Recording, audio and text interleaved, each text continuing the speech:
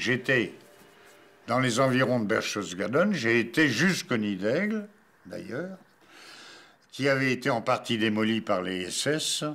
J'ai logé chez les Allemands, chez une femme allemande avec ses 2 filles.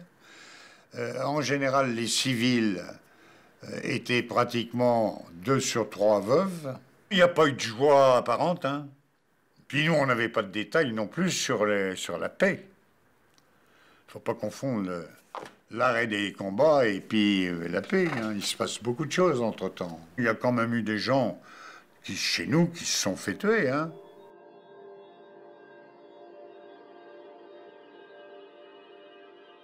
Il faut vous dire que nous sommes partis de l'école militaire à 800. Nous sommes revenus à 400 sans égratignure. On a passé le Rhin, les automitrailleuses et le reste était passé par un pont qui était plus haut, et nous sommes passés sur des USM-2, et de quels on partait sur Oberkirch. Oberkirch, c'était le dernier canon avec un gros blocos qui tirait sur Strasbourg.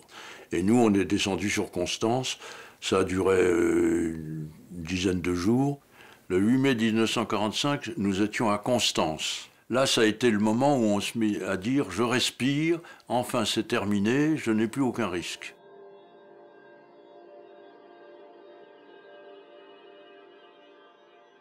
J'ai fait partie de la résistance très jeune, parce que les circonstances s'y sont prêtées. Les troupes allemandes étaient victorieuses partout, et puis ensuite il est arrivé des événements importants, genre Stalingrad, il y a eu Birakem.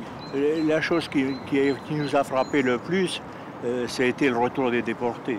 La joie, parce que la guerre était finie, mais d'un autre côté, il y avait aussi une grande tristesse, parce qu'il y avait tous nos camarades qui, malheureusement, ne connaîtraient pas la fin de la guerre, massacrés, fusillés, déportés. Ceux qui ont participé à la guerre ne peuvent pas être joyeux. Il y a tout un tas de choses auxquelles on pensait.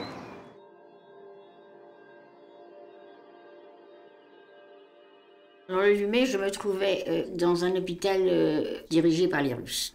On l'a vécu, comme vous avez vu, j'étais dans un état de très grande faiblesse. Je relevais du typhus, d'une pleurésie, j'étais extrêmement malade. Les Russes sont arrivés, avec leurs chars, ils ont écrasé la porte du camp, ils ont coupé les barbelés électrifiés, et ils ont vu des femmes qui sortaient dans des baraques, ils ont vu des femmes valides qui sortaient. Les Russes n'ont pas su qu'il y avait une infirmerie avec des malades. Une de mes camarades qui pouvait marcher est allée chercher du secours. Tout un bataillon de Russes est arrivé et on a été libérés en brouette. On nous a conduits dans l'hôpital de Neustadt où nous avons été très très bien soignés.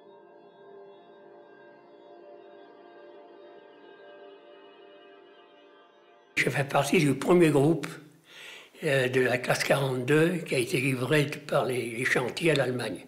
Donc je suis parti le 1er avril 1943 de Clermont-Ferrand en direction de Stettin, le grand port sur la Baltique. Et j'ai été affecté à l'entretien des grues hydrauliques. Et le 8 mai, grâce à un poste à galène, nous avons appris la capitulation. Ça a été bien sûr la fête. Avec les prisonniers de guerre, nous avons dressé un mât. Nous avons monté les couleurs l'après-midi.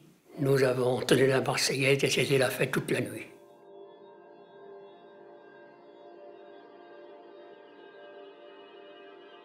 De fin de guerre, c'était le sentiment complexe que je vous ai donné, la joie, la satisfaction d'avoir vu renaître l'armée française, d'avoir fait partie de cet élément important de combat, et puis en même temps le souvenir des blessés, le mélange des horreurs de la guerre avec la joie de rentrer dans Rome sous les acclamations de la foule, ou bien de fouler le sol allemand en disant « je suis vainqueur ».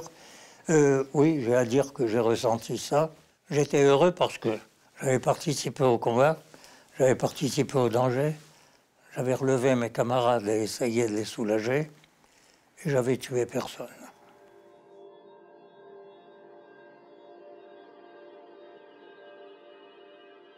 Le 8 mai, j'étais le chef de cabinet à ce moment-là du colonel Passy, qui était directeur des services secrets. J'avais beaucoup de travail à préparer pour le lendemain. Et il y avait tous les gens qui voulaient rencontrer le directeur, tout ça, des rendez-vous, qui me donnaient des dossiers, il fallait des livres, enfin bon. Il s'agissait de suivre l'armée pour rechercher des correspondants. Quand mes camarades sont rentrés d'Allemagne, que je suis allé à la gare pour retrouver tous mes camarades qui avaient été arrêtés, tout ça, qui rentraient de déportation, je suis devenu européen.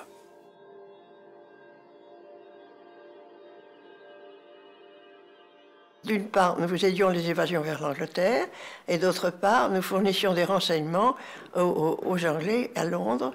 Et moi, j'étais à l'âge en liaison étudiante à Rennes, entre Rennes et la côte, qui regroupait des renseignements sur la défense.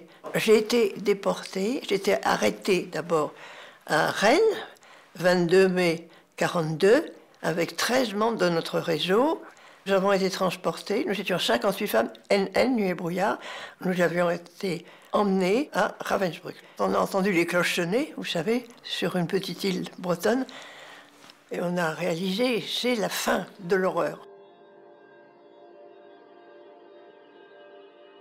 Je suis engagé volontaire, combattant volontaire de la première armée française. On ravitaillait les chars alliés à 3 km du front à peu près. D'abord, il y avait des écriteaux, attention aux zones vues de l'ennemi. On était au 2e étage et au-dessus, il y avait une pièce qui était inoccupée. Et quand tous ces gens-là ont échappé à la rafle du Veldiv, j'ai dit, vous ne pouvez pas rester comme ça, je vais vous cacher là-haut. Amener un peu le ravitaillement, c'était pas toujours facile. Je n'ai pas fait ça pour avoir des distinctions, j'ai fait ça selon mon cœur pour sauver les gens. Alors, ils m'ont donné la médaille des justes.